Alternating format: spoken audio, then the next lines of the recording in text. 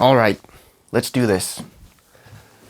So the question that I've gotten the most over the years is definitely, what is your favorite pedal ever? And that is a really tough question to answer because the last 10 to 15 years have been absolutely mental when it comes to pedal innovation. And I'm in the very fortunate position where I get to play a lot of different pedals every single year. And that actually makes it even more difficult to answer the question because every year brings new pedals that I really, really love. So I'm gonna make a list of 10 pedals, but I'm definitely not dumb enough to say that that list is final by any stretch. So here's my 10 favorite pedals so far. Okay, so first up we have the red Panda Tensor. Tensor? Tensor. It's essentially a digital recorder or a faux reel-to-reel tape machine. It lets you loop things, mangle things, delay things, pitch things, forward things, reverse things, and it does a lot of good stuff, and it puts it all in a format that's really fun to use. And that's why it always finds a place on my pedal board.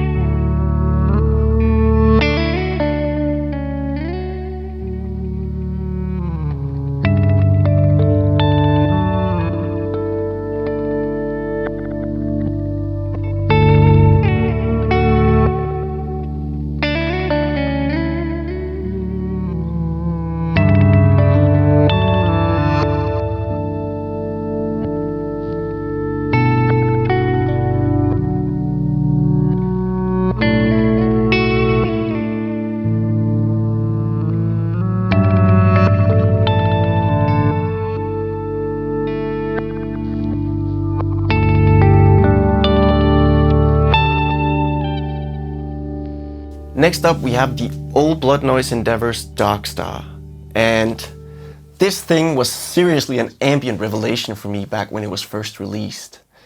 It was just so dark, brooding, atmospheric, and super cinematic. I had honestly never heard anything like it. And even though a lot of time has passed since the Darkstar first saw the light of day, I still think that this pedal and its sounds stand out in a super crowded ambient reverb market. There's just nothing else that really captures the mood and the immediacy of this thing, and it will just forever hold a really special place in my heart.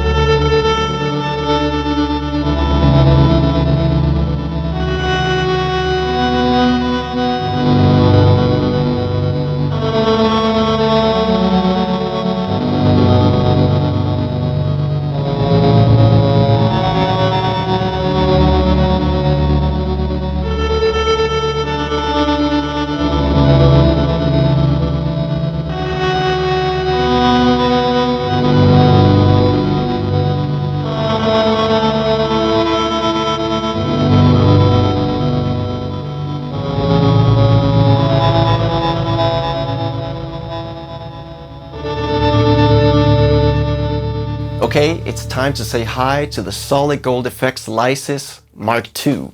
And this is an absolutely crushing device. Fuzz, pitch shifting, and multimode filters unite to deliver seriously filthy synth-like textures unlike anything else I've heard. The sounds that this thing can make are just the epitome of the word epic, and I'm always left with the biggest smile on my face whenever I plug into this thing.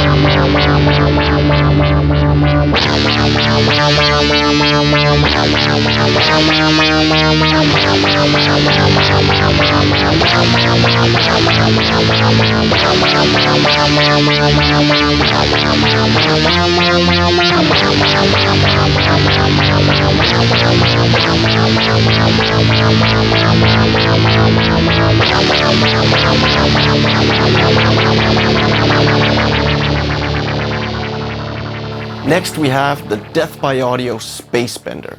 And to me, this is one of the most brilliant pedals made in recent years. The user interface is crazy simple, but the sheer amount of dynamic sounds that this thing holds is just baffling. Chorus, flanger, resonator, delay, modulated reverb, space lasers, and ultra-mangled pitch bends. This thing does it all and much, much more. It's like an instant sonic, dream pop, goth rock, post-punk portal. And I just love traveling through this portal.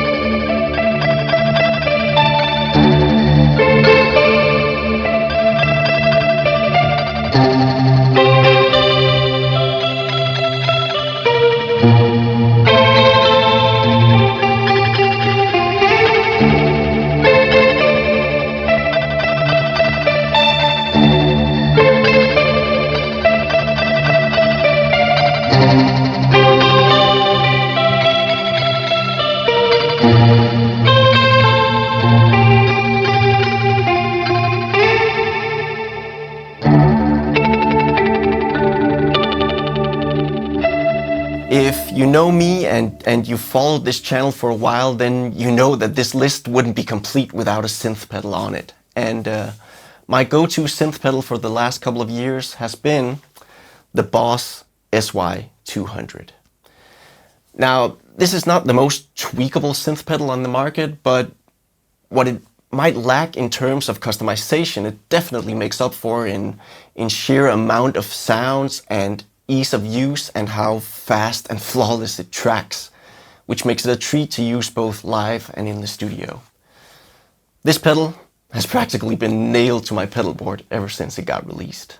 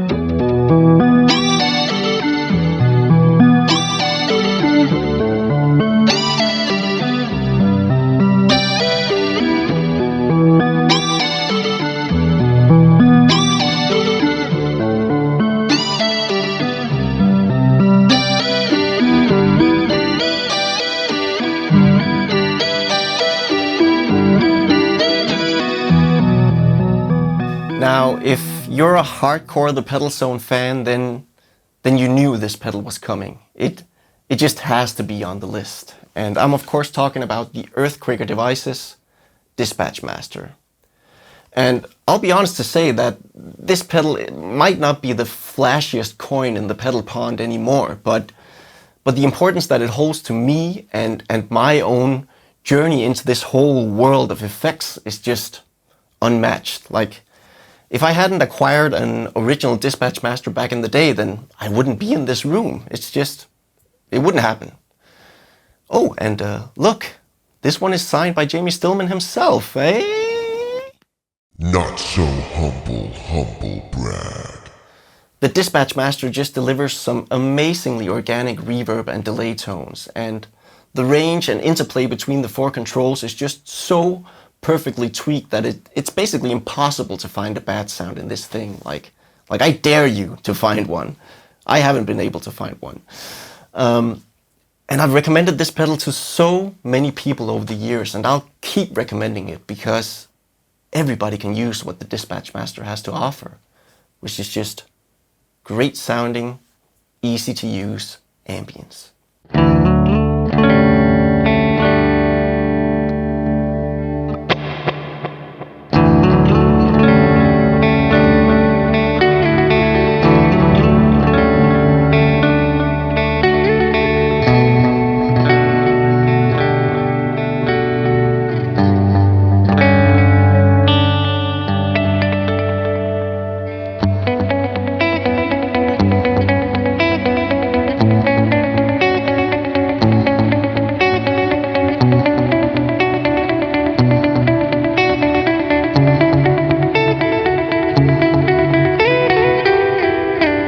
Next on the list we have the Boss SL2 Slicer, and a good indicator of how much I like a pedal is by how much it makes me smile.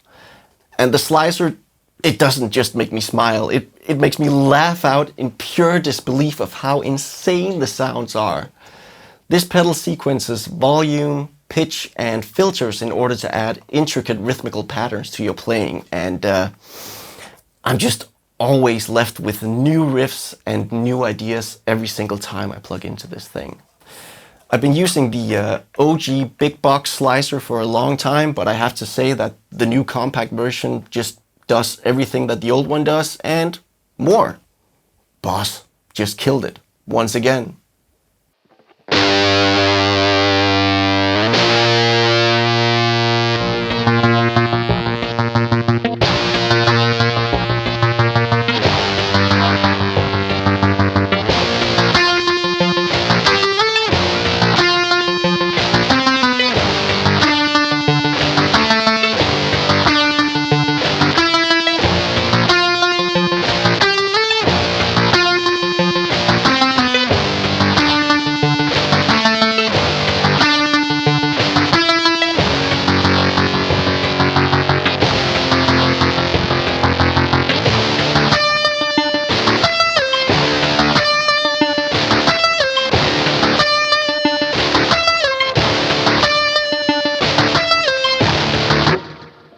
We're getting really close to the end of the list, but before we get there, it's time to praise the old Blood Noise Endeavor's screen violins.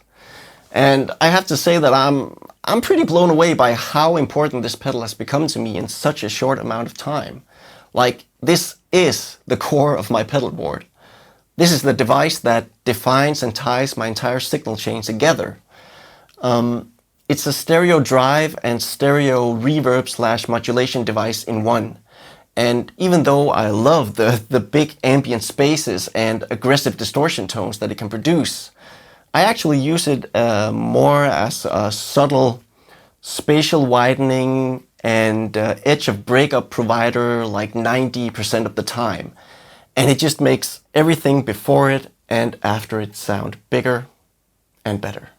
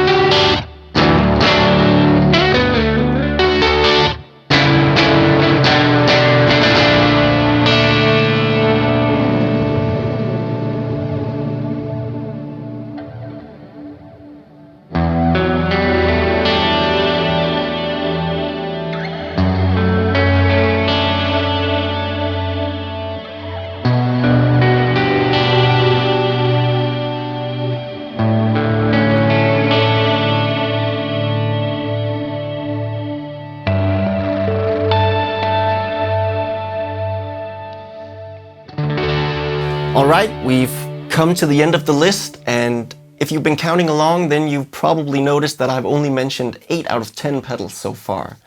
And that's because I'm going for a 2-for-1 here at the end with the Meris LVX and the Meris Mercury X. And that's because for the longest time, the Meris Polymoon and the Meris Mercury 7 were mainstays on my board, and the sound of those two pedals practically became my sonic home and safe haven. And I never thought they would leave my board, but of course, Meris is the only brand that can replace Meris. And LVX and Mercury X are practically modular multi-effect versions of Polymoon and Mercury 7. And they give me, you know, the ambient sounds that I've become so attached to, but also sound design options that lie far beyond the abilities of their smaller siblings, as well as practically any other reverb and delay pedal currently on the market.